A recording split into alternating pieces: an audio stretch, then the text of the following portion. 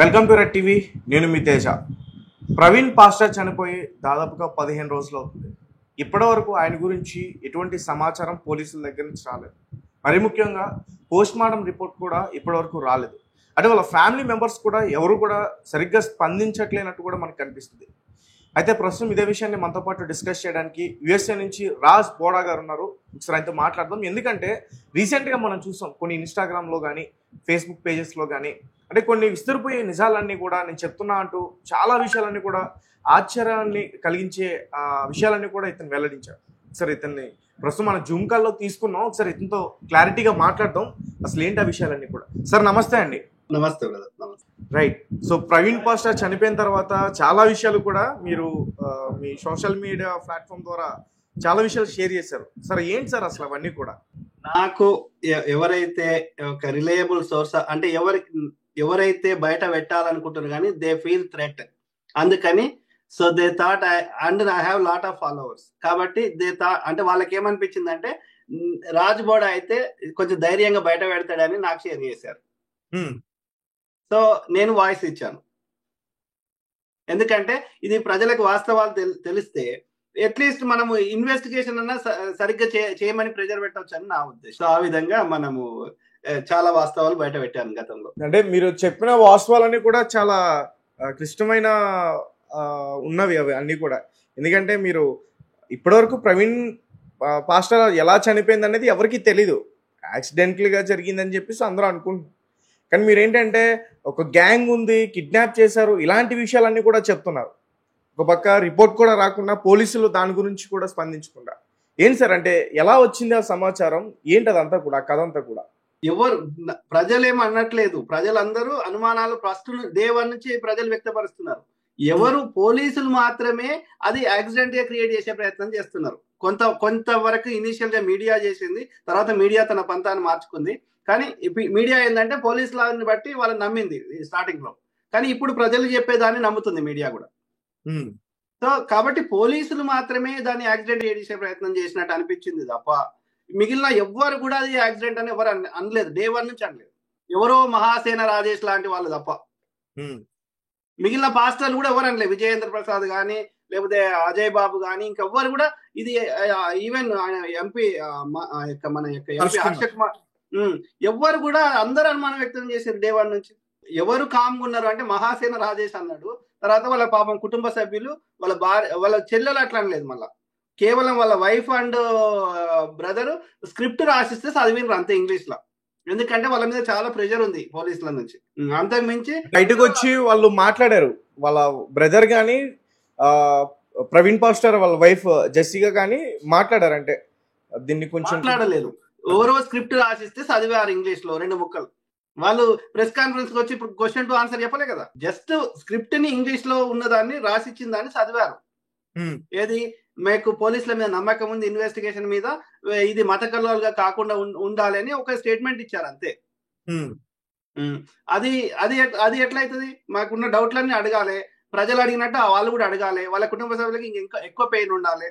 కానీ వాళ్ళకి ఏంటంటే at least they don't want go through more troubles. మీరు చెప్పే వెర్షన్ ఏంటి సార్ అంటే అసలు మీరు విజయవాడ నుంచి ఏదో కిడ్నాప్ చేశారు, ఒక ముఠా ఉంది, మీ వెర్షన్ చెప్తున్నారు కదా, ఒకసారి నాకు చెప్పండి అది క్లారిటీగా. మనకి వచ్చిన సమాచారమే నేను చదివి వినిపిస్తున్నా. ఇంగ్లీష్ లో చెప్పాను, నేను తెలుగులో చెప్పే ప్రయత్నం చేస్తున్నాను. విజయవాడలో కిడ్నాప్ చేశారు, ఏడుగురు దాడి చేశారు. అందులో ఒక అతను ప్రవీణ్ బ్రదర్ యొక్క బైక్ ని తీసుకున్నాడు. అట్లనే ప్రవీణ్ బ్రదర్ ని అన్రెస్ట్ అంటే బట్టలు ఇప్పారు. బట్టలు తర్వాత ద జాకెట్ అంటే అందులో ఒకడు ప్రవీణ్ బ్రదర్ యొక్క జాకెట్ తీసుకున్నాడు. అట్లనే ప్రవీణ్ బ్రదర్ కి విషపు ఇంజెక్షన్ ఇచ్చారు, పాయిజనస్ ఇంజెక్షన్ అతని శరీరానికి చంపడానికి. అట్లనే గొంతులో కొంత ఆల్కహాల్ అంటే లిక్కర్ పోసారు. తర్వాత అతన్ని చంపేశారు. ఏది మొత్తం చెప్తా. తర్వాత ఏది కొవ్వూరు టోల్ గేట్ దగ్గర తీసుకొచ్చిన తర్వాత మళ్ళీ జాకెట్ తొడిగారు శవానికి. తర్వాత ఆ శవాన్ని రోడ్డు పైన పడేసి అతని మీద బైక్ పెట్టి వెళ్ళిపోయారు. అయితే ఇందులో వాళ్ళు చెప్పింది ఉన్నదన్నట్టు చదువుతున్నా. సిబిఎన్ అంటే చంద్రబాబు నాయుడు గారు, ఆంధ్రప్రదేశ్ ముఖ్యమంత్రి గారు గేవ్ ఇన్స్ట్రక్షన్, అంటే ఆ యొక్క ఐజీ గారికి ఏమని ఇన్స్ట్రక్షన్ ఇచ్చిందంటే ఈ కేసును తొందరగా క్లోజ్ చేయమని. తర్వాత ఆ 7 ఎవరు అంటే కాంట్రాక్ట్ కిల్లర్ అంటే సుపారీ గ్యాంగ్. ఏది వాళ్ళు వీళ్ళు ఉన్నది చెప్తున్నా, ఏది భూపతి రాజు శ్రీనివాస వర్మ బీజేపీ ఎంపీ నరసాపురం చెందిన ఆయన వీళ్ళని హైర్ చేసిండని చెప్తున్నారు. BJP MP Narasapuram BJP MP Bhupathi Raju Srinivasa Varma BJP MP. So వీళ్ళ వెనకాల మాస్టర్ మైండ్ ఉన్నది A1 చిన్నజీయర్ స్వామి, A2 అమిత్ షా, A3 భూపతి రాజు శ్రీనివాస వర్మ అని ఇక్కడ రాసింది చెప్తున్నా. They first which craft him later kill, అంటే విచ్ క్రాఫ్ట్ అంటే క్షుద్ర పూజలు చేయడం లేదా చేతపడి చేసారు తర్వాత చంపేసారు అని. తర్వాత ఆ కాంట్రాక్ట్ కిల్లర్ వాళ్ళు supari gang Praveen brother phone తీసుకొని అందులో నుంచి వాళ్ళు మద్యం తీసుకోవడానికి కూడా పైసలు వాడుకున్నారు. అట్లనే వాళ్ళు ఎక్కడి నుంచి వచ్చిండ్రు, ఏది వాళ్ళు డబ్బులు ఎక్కడికి పోయినాయి అంటే ఒరిస్సా, ఛత్తీస్గఢ్, రాయగఢ్కి ట్రాన్స్ఫర్ అయినాయి డబ్బులు. తర్వాత ఏమేమి ఆయుధాలు వాడినరు ఆ సుపారీ గ్యాంగ్ అంటే గొడ్డలి తోటి మూతి మీద ఒక దెబ్బ, ఒక స్ట్రోక్ కొట్టిందంట, ఒక దెబ్బ. తర్వాత ఒక కత్తి, రాడ్లు ఉన్నాయి. లైటర్ ఎందుకు వాడినంటే ఇది తొడ మీద కాల్చి బ్యాంక్ డీటెయిల్స్ కనుక్కోవడానికి తొడ మీద కాల్చిరంట. ఎవరు బ్యాంక్ డీటెయిల్స్ కనుక్కోవడానికి? ప్రవీణ్ పాస్టర్ బ్యాంక్ డీటెయిల్స్ కనుక్కోవడానికి అతన్ని బెదిరించారు తన తొడపైన కాల్చి. కరెక్ట్. అట్లనే 6,20,00,000 రూపాయలు 6.2 crores ఏది అతని అకౌంట్ నుంచి దొంగతనం చేసిందంట. అట్లనే అతను 3.5 గంటలు బతుకున్నాడంట కిడ్నాప్ చేసిన తర్వాత. 3.5 గంటలు అతను చనిపోలేదు, బ్రతికే ఉన్నాడు. ఇదంతా ప్రాసెస్ చేయడానికి నా అనుమానం ప్రకారం ఈ ఇన్ఫర్మేషన్ బట్టి విజయవాడలో ఎక్కడికో రమ్మని చెప్పారు ఎవరో. ఓకే, పోయినాక ఒక్క దెబ్బ కొట్టిర్రు. మొత్తం ఆ రాడ్ల మీద, బైక్ మీద అంతా రక్త మార్కలు ఉన్నాయి సైడ్ కి. సో కొట్టిన తర్వాత తీసుకుపోయి కిడ్నాప్ చేసి ఇదంతా చేశారు. అవంతా అరౌండ్ 5:30, 6 o'clock కి తీసుకుపోయిన తర్వాత అరౌండ్ 10 o'clock కి ఆ శవాన్ని తీసుకొని మెల్లగా అక్కడ తీసుకుపోయారు టోల్ గేట్ దగ్గర. మీరు చెప్పిన వెర్షన్ అంటే ఓకే, మీరు చెప్తున్నారు ఖచ్చితంగా పోలీసులు కూడా మిమ్మల్ని అడిగే ప్రయత్నం చేస్తారు సార్, అంటే ఈ సమాచారం మీరు ఎక్కడి నుంచి సేకరించారని. ఇందులో మీరు రాజకీయ నాయకుల పేరు కూడా చెప్తున్నారు. కొత్తగా ఏం చెప్తలే, నాకు వచ్చిన ఇన్ఫర్మేషన్ చెప్తున్నా. మరి ఇప్పుడు ప్రవీణ్ పాస్టర్ ఇప్పుడు వైన్ షాప్ కి వెళ్ళిన కొన్ని విజువల్స్ అన్ని కూడా బయటకు వచ్చాయి కదా, మరి అందులో ఉంది ప్రవీణ్ పాస్టర్ కాదా? అస్సలే కదా, ఆ బైక్ ప్రవీణ్ బ్రదర్ది కాదు, ఆ వ్యక్తి ప్రవీణ్ బ్రదర్ కాదు. అంటే బుల్లెట్ బైక్స్ రెండు పోలీసులు ఇప్పటి వరకు రిలీజ్ చేసిన ఏ దాంట్లో కూడా, ఈవెన్ సోషల్ మీడియాలో ఉన్న దేంట్లో కూడా ప్రవీణ్ బ్రదర్ లేడు. ఉన్నట్టుగా అతని ఫేస్ చూసినట్టు ఒక్క దగ్గర చూపెట్టాడు, ఒక్క విజువల్ అన్న చూపెట్టాడు. రైట్. అంటే ఒకవేళ పోలీసులు ఇన్వెస్టిగేషన్ చేయడానికంటే ఒకవేళ యాక్సిడెంట్ అయితే రిపోర్టు ఇన్ని రోజుల వరకు కూడా ఆగేది కాదు. ఒకవేళ డ్రింక్ చేసి అతను యాక్సిడెంటల్ గా చనిపోతే ఖచ్చితంగా రిపోర్ట్ ఫాస్ట్ గానే వచ్చేదంటూ కూడా కొంతమంది మాట్లాడే ప్రయత్నం చేస్తున్నారు. ఇప్పుడు మీరు చెప్తుంటే ఒకసారి ఆలోచించాలనిపిస్తుంది. Common sense. మీరు ఎవరిని అడగండి, పోలీస్ అధికారిని అడగండి, డాక్టర్ని అడగండి, జర్నలిస్ట్ అడగండి, ఇన్వెస్టిగేటివ్ జర్నలిస్ట్ అడగండి, ఎవరిని అడగండి, తాగి 350 కిలోమీటర్లు ఎవరైనా ఈ భూమి మీద నడపగలరా అడగండి. లేదు అంటే మీరు మీ అంతటా మీరు ఒక తాగి టెస్ట్ చేయండి, ఎంత దూరం ట్రావెల్ చేయగలుగుతారు. మాక్సిమం 20-30 కిలోమీటర్ల కంటే ఎక్కువ ట్రావెల్ చేయలేరు తాగిన తర్వాత.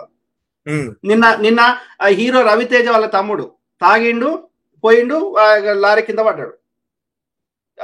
ఆ వెహికల్ ఎట్లా ఏమైంది, అతనికి ఏమైంది చూసినాం కదా.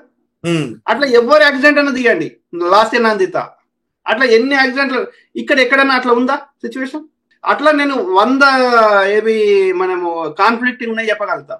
ఇప్పుడు ఆ బైక్ మీద ఉన్న ఒక స్టిక్కర్ లాంటిది ఉంది, ఇట్లా సి షేప్ లో, దాని మీద ఉన్నది దీని మీద సేమ్ లేదు. ప్రవీణ్ బ్రదర్ కి పొట్ట అంత పెద్దగా లేదు. అట్లా చాలా ఉన్నాయి. ఇంకా మనకు వాళ్ళు చెప్పండి. Right sir. అంటే ఎలా సార్, అంటే ఇదంతా కూడా మీరు యుఎస్ లో ఉండి ఎలా సేకరించారంటే ఎలా చెప్తారు? నేను గత 10 ఏళ్ల నుంచి నేను సోషల్ మీడియాలో చాలా యాక్టివ్గా ఉన్నా. నేను అమెరికా నుండి ఇన్ని ఇష్యూస్ మీద ఆయన రెగ్యులర్ బేసిస్ గా 2 తెలుగు రాష్ట్రాలకు సంబంధించి మాట్లాడుతున్నా చాలా ఏళ్ల నుంచి. సో నాకు ఒక 27,000 మంది ఎంత ఫాలోవర్స్ ఉన్నారు ఫేస్బుక్ లో, యూట్యూబ్ లో కూడా 13,000 ఉన్నారు. సో నాకు వేరియస్ సోర్సెస్ నుంచి ఇన్ఫర్మేషన్ వస్తూనే ఉంటుంది. అట్లనే నేను ఒక 200-300 వాట్సాప్ గ్రూప్లలో ఉన్నా. So I get information from all sources. Because I'm active for, అంటే నేను సోషల్ మీడియా ఈ మీడియా రంగంలో చాలా యాక్టివ్ గా ఉన్నా చాలా ఏళ్ళ నుంచి. సార్ మీరు ఏమైనా ఈ ప్రవీణ్ పాస్టర్ వాళ్ళ ఫ్యామిలీ మెంబర్స్ తో మాట్లాడడానికి ప్రయత్నించారా? ప్రవీణ్ నాకు వచ్చిన సమాచారం ఏంటంటే వాళ్ళు ఎవరితో మాట్లాడతలేరు. ఆ జెసికా సిస్టర్ వాళ్ళ పిల్లల్ని తీసుకొని తన తల్లి గారింటికి ఇండోర్ కి వెళ్ళిపోయింది. ఆమె అత్యంత ఎవరో కెనడాలో ఉండే ఒక మిత్రులతో తప్ప ఎవరితో మాట్లాడతలేదు. ఈవెన్ మేము అన్నతోటి ఉండి అప్పుడు ఏది ఆ యొక్క క్రిమేషన్ కూడా మేము పోయినాం, కానీ వాళ్ళు ఎవరితోటి కమ్యూనికేట్ అవుతలేరు. వాళ్ళకి దే వాంట్ మెంటల్ పీస్ అని నేను విన్నా. They are not communicating with anybody. They don't want, అంటే వాళ్ళు ఈ దీని గురించి ఎవరితో చర్చించడానికి ముందుకు వస్తలేరు. ఎందుకంటే వాళ్ళు భయాందోళన మధ్యలో ఉన్నారు. అట్లీస్ట్ పోయిన వాడు రాడు కానీ మా పిల్లలను కాపాడుకోవాలన్న ఆలోచనలు ఉన్నారు వాళ్ళు. సార్ అంటే మీ దగ్గర మరి ఇంత సమాచారం ఉంది కదా, మీరేం చేయబోతున్నారు? నేను ప్రజల్ని మేల్కొల్పుతా. అట్లనే నేను చాలా సందర్భాల్లో అనేక టీవీ ఛానళ్ళకి సోషల్ మీడియాలో నేను చెప్పాను, ఏది ఎవరైతే క్రిస్టియన్ మత పెద్దలు లేకపోతే ఎవరైతే చెప్తున్నారో మీరు జేఏసీకి ఏర్పడండి, దీనికి ఒక కార్యాచరణ చేయండి. ఇది ఒక వ్యక్తి చేసే పని కాదు. ప్లస్ ఇది ప్రవీణ్ బ్రదర్ వాళ్ళ కుటుంబ విషయం కాదు. ఇది ఏది వాళ్ళకి నష్టం జరిగింది కరెక్టే, కానీ it's no longer their family issue, వాళ్ళ కుటుంబ సమస్య కాదు ఇది. ఎందుకంటే ప్రవీణ్ బ్రదర్ కేంది ఎవరికైనా కావచ్చు, రేపు ఒక క్రిస్టియన్ కమ్యూనిటీ కాదు, రేపు రాజుబోడకు కూడా కావచ్చు. సో కాబట్టి ఇట్లాంటి పునరావృతం కావద్దు అంటే మన జాగ్రత్తలు సెల్ఫ్ ప్రొటెక్షన్ చేసుకుంటూ దీనికి న్యాయం చేయమని పోరాడాలనేది నేను అందరికి చెప్తున్నా. సోషల్ యాక్టివిస్టులకి, మీడియా రంగంలో ఉన్న వారికి, అట్లనే అందరూ ఎవరైతే ఇట్లాంటి జరగకుండా ఉండాలని కోరుకునే అందరికి చెప్తున్నా. క్రిస్టియన్ పాస్టర్లకు కూడా చెప్తున్నా, క్రిస్టియన్ పెద్దలకు కూడా చెప్తున్నా. ఐఎమ్ రిక్వెస్టింగ్, ఎన్నోసార్లు రిక్వెస్ట్ చేసినా మళ్ళీ చేస్తున్నా. సార్ అంటే మరి రాజేష్ మహాశాన్ లాంటి వ్యక్తే అది యాక్సిడెంట్, మరి కేసుని కొంతమంది పాస్టర్స్ కావాలని క్రిస్టియానిటీని రెచ్చగొట్టే విధంగా తీసుకెళ్తున్నారు, తప్పుదావ పట్టించే ప్రయత్నం చేస్తున్నారు అంటూ కూడా అతని ఛానల్ మహాసేన మీడియాలో కూడా అతను తెలియజేశాడు. కొంతమంది పాస్టర్స్ ఫోటోలన్నీ కూడా రిలీజ్ చేసి, మీరు అతన్ని కూడా ట్రస్ట్ చేయరా? మహాసేన రాజేష్ ఇప్పటికీ 3-4 సార్లు ఆయన మాటలు మార్చిండు. స్టార్టింగ్ లో యాక్సిడెంట్ అన్నాడు, తర్వాత కాదన్నాడు, తర్వాత విచారణ అన్నాడు, పబ్లిక్ నుంచి వ్యతిరేకత రాగానే మళ్ళీ మాట మార్చిండు. కానీ ఆయన ఎవరితో అనుబంధంగా ఉన్నాడు, ఏం పదవులు అనుభవిస్తుండో ప్రపంచం అంతా తెలుసు. సో ఆయన టీడీపీలో ఏదో పదవిలో ఉన్నాడు. టీడీపీ ఆయన స్వార్థమే చూసుకుంటాడు, ఆయన టీడీపీకి అనుకూలంగా ఉంటాడు. అది ఇట్లా నేను మాట్లాడితే రేపు నన్ను కూడా తిడతాడు, నీకేం తెలుసు అమెరికాలో కూర్చున్నావు నీకేం తెలుసు అంటాడు, రైట్? సో అంటే ప్రజలు ఎక్కువ మంది వాళ్ళ స్వార్థమే వాళ్ళు చూసుకుంటున్నారు. చాలా మందికి ఏముంటది అంటే మన దేశంలో చచ్చినోడు ఎట్లయినా రాడు, కాబట్టి ఎంతో కొంత తీసుకుందాం, ఏదో ఒకటి కాంప్రమైజ్ అవుదామన్న ఆలోచనలు ఉండేటోళ్ళు కూడా చాలా మంది ఉన్నారు. మనం అట్లా ఆలోచిస్తలేము, ఎందుకంటే న్యాయం జరగాలి, ఇంకోరికి కావద్దు అనేది మన బాధ. పోయిన బ్రదర్ రాడు, వి అండర్స్టాండ్. వాళ్ళ పిల్లల తండ్రి లేని లోటును మనం తీర్చలేం, వి అండర్స్టాండ్, మనం అర్థం చేసుకోగలుగుతాం. కానీ ఇంకొక పిల్లలకి అట్లా కావద్దే, అది మన బాధ. సార్ ఇప్పుడు కేఏ పాల్ లాంటి పెద్ద వ్యక్తులు ఉన్నా మరి ప్రవీణ్ పాస్టర్ విషయంలో ఎందుకు ముందుకు వెళ్ళలేకపోతున్నారు? కేఏ పాల్కి చాలా మంది వ్యక్తులతో పరిచయాలు ఉన్నాయి, ఇతర దేశస్తులతో కూడా చాలా పరిచయాలు ఉన్నాయి అంటూ కూడా చెప్తా ఉంటారు. మరి అట్లాంటి పెద్ద వ్యక్తే ఈ కేసు విషయంలో ఏం చేయలేకపోతున్నారా? కేఏ పాల్ అంటే ఆయన ఏదో ఒకటి సామెత ఉంటది, నీ టైం అనేది ఒకటి ఉంటుంది చూసారా, ఆ టైము ఆయన పీక్ టైం ఒకప్పుడు ఉండే, కానీ ఇప్పుడు కూడా అదే పీక్ టైం ఉందని ఆయన అనుకుంటున్నాడు. ఆయన అమెరికన్ సిటిజన్, ఆయనకు చట్టాల మీద అవగాహన ఉంది, ఆయన మంచి నాలెడ్జ్ ఉంది కాబట్టి మంచిగా మాట్లాడగలుగుతాడు. కానీ అప్పుడున్న పలుకుబడికి ఏ పాలకి ఇప్పుడు లేదు. ఆయన అనుకుంటాడు ఆయనకు ఉంది, నేను ఆ ప్రెసిడెంట్ చెప్తాడు, ఈ ప్రెసిడెంట్ చెప్తాడు. ఈనేటోళ్ళు అయితే పీస్ కమిషన్ కింద ఉన్న ఆయన ఎందుకు తొలగిస్తారు? ఇప్పుడు నాది ఫ్లైట్ అక్కడ ఉంది అంటాడు, అది నీది కాదు. నువ్వు ఆ పదవిలో ఉన్నప్పుడు నీకు వాడుకునే అవకాశం ఇచ్చారు, నిన్ను ఆ పదవిలోకి తొలగించినాక నీకు హక్కు లేదు ఆ ఫ్లైట్ మీద. కానీ ఆయన అదే భ్రమలో ఉన్నాడు. ఏది ఏమైనా ఆయన ఇంటెలిజెంట్, ఆయనకు సబ్జెక్ట్ నాలెడ్జ్ ఉంది.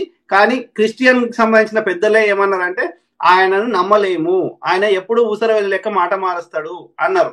కానీ కొందరు ఏమన్నారంటే క్రిస్టియన్ సంబంధించిన పెద్దలు, ఆయన ఎటువంటి వాడైనా సరే మిగతా వాళ్ళకంటే, ఇప్పుడు వైసీపీ వాళ్ళకంటే మిగతా వాళ్ళకంటే కూడా ఎంతో కొంత వాయిస్ ఇస్తున్నాడు, మరి ఆయన ద్వారా మనం ప్రయత్నం చేయడం తప్పులేదు అని అన్నారు. నేనేమన్నా అంటే అమలాపురం ఎంపీ గారు హర్ష కుమార్ గారు కూడా బాగున్నారంటే నేను ఒకటే సలహా ఇచ్చిన వాళ్ళందరికీ ఏంటంటే, మీరందరూ కలిసి ఒక జేఏసీగా ఏర్పడి ఒక కార్యాచరణతోటి ముందుకు వండి అని చెప్పినాం. అట్లనే దాంతో పాటు మీరు ఆత్మరక్షణ చేసుకోండి. ఒక నెల రోజులు మీరు మీరు ఆ సేమ్ ప్లేస్ లో ఉండకండి. ఇప్పుడు ఆర్జీవి గారు ఉన్నారు. ఆర్జీవి గారు ఏది ఆయన దొరకలే పోలీసులు వస్తే, కానీ అదే అదే పోసాని కృష్ణమూర్తి గారు దొరికారు. సో అట్లా ఆర్జీవి గారి లెక్క స్మార్ట్ గా ఉండండి, ముందస్తు బెయిల్ తెచ్చుకోండి. అజయ్ బాబుకి ఆ పరిస్థితి రాకపోతుండే. రెండోది, కనిపించే ఒక కెమెరా పెట్టండి, కనిపించేది ఇంకో కెమెరా పెట్టుకోండి సీసీటీవీలు.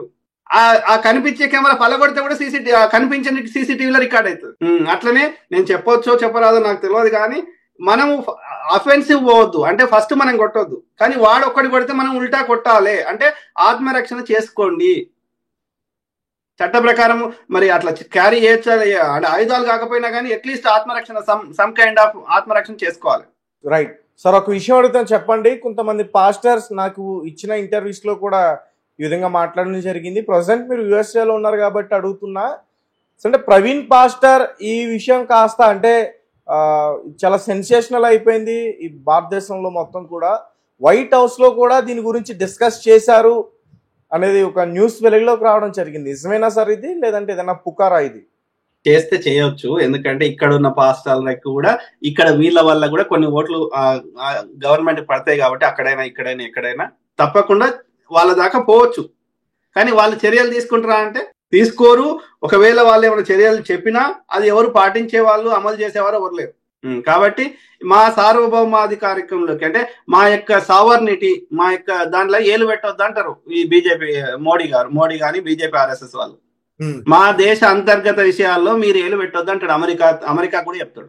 అమెరికా కూడా ఏమన్నది, అమెరికా కూడా తెలుసు మణిపూర్లో ఇవి అవుతుంది, అన్ని వీళ్ళే చేయిస్తారు అన్ని తెలుసు. కానీ ఎందుకేమంటలేదు గతంలో మోడీ గారికి వీసా రిజెక్ట్ చేసింది, ఇప్పుడు ఎందుకంటలేదు? ఎందుకంటే వాళ్ళకి ఇండియా కంటే చైనా తోటి ఎక్కువ థ్రెట్ ఉన్నది. ఆ ఇండియా కూడా శత్రువుని చేసుకున్నాం అనుకో, ఇక చైనా వాళ్ళ దిక్కు లేకుండా, ఇండియా వాళ్ళ దిక్కు లేకుండా, సపోర్ట్ లేకుండా, రష్యా లేకపోతే, ఇన్ని పెద్ద రాజ్యాలు, ఇక నార్త్ కొరియా లేక, ఇరాన్ లేకపోతే, పెద్ద రాజ్యాలు లేకపోతే అమెరికాకు ఒంటరి అయిపోతుంది కదా. కాబట్టి అమెరికా ఇండియాని పోగొట్టుకోవడానికి ఇష్టం లేదు, శత్రువు లెక్క చేసుకోవడానికి ఇష్టం లేదు అమెరికాకి. కాబట్టి ఇండియా లోపల ఏమైతున్నా అమెరికా ఏలు కాలు పెట్టదు, అన్ని తెలిసినా పెట్టదు.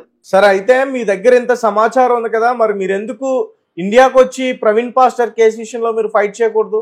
ఏమని వాళ్ళు పోలీసులు రిపోర్ట్లు పెట్టాలి, అందరు అడుగుతున్నారు, మీడియా అడుగుతుంది, అట్లనే ఏది క్రిస్టియన్ పెద్దలు అడుగుతున్నారు, అందరు అడుగుతున్నారు, ఇక్కడున్న అడుగుతున్నాం, అక్కడున్న అడుగుతున్నాం.